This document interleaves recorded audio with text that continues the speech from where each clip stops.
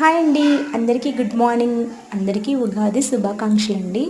ఈ సంవత్సరం అయితే శ్రీ విశ్వవాసు సంవత్సరం అని వచ్చింది ఉగాది. ఈ సంవత్సరంలో అందరికీ శుభాలు కలగాలని కోరుకుంటున్నాను.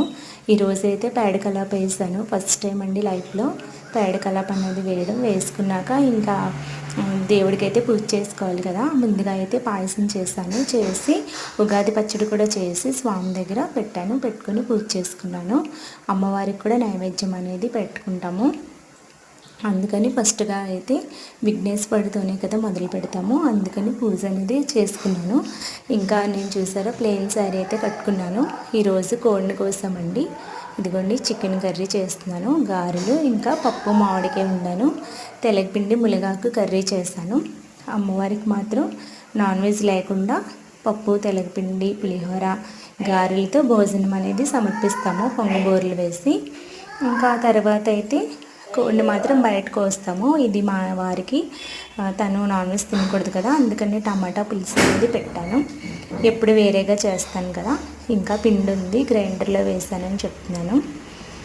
ఇదిగోండి ఈరోజంతా హడావిడి అయిపోయింది. పప్పులాగా ముద్దగా అయిపోతే ఎవరు తినలేరు కదా, అందుకని ఇది పప్పు మామిడికాయ కనుక కొంచెం వాటర్ వేసి మళ్ళీ స్టవ్ మీద పెడితే నార్మల్గా అయిపోతుంది. ఇదిగోండి ఇక్కడ కొబ్బరి చెట్టుకు కానీ లేకపోతే తాటి చెట్టు ఉంటుంది, తాటి చెట్టుకు కానీ అమ్మవారిగా తలిచి అమ్మవారి దగ్గర కోడిని అయితే ఇలా కోసుకుంటాము.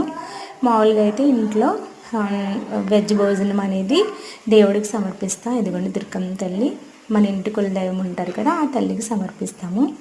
నేను అంటున్నాను ఈ శారీ మీషోలో తీసుకున్నాను. ఈ బ్లౌజ్ అనేది మ్యాచ్ అవ్వకపోయినా పండగ కదండి, కొత్త బట్టలు వేసుకోవాలి కదా, అందుకని చెప్పేసి ఇలా రెడీ అయ్యాను అని చెప్తున్నాను. పూజ ముఖ్యం కానీ రెడీ అవ్వడం ముఖ్యం కాదు కదా, అందుకని చెప్పేసి ఇలా అయితే రెడీ అయ్యాను. ఇంకా మీరందరూ బాగుండాలని కోరుకుంటున్నాను. అసలైంది మర్చిపోయానండి, పంచాంగం అనేది చూసుకుంటాం కదా, నేను పంచాంగం అనేది వింటాను. ఈ సంవత్సరం మనకి ఎలా ఉంది ఏంటనేది మన తెలుగు సంవత్సరం అయితే ఈ రోజు నుంచే కదా స్టార్ట్ అవుతుంది. ఉగాది నుంచే మనకి సంవత్సరం అనేది స్టార్ట్ అవుతుంది. అందుకని చెప్పేసి నేను కూడా పంచాంగం అనేది వింటాను.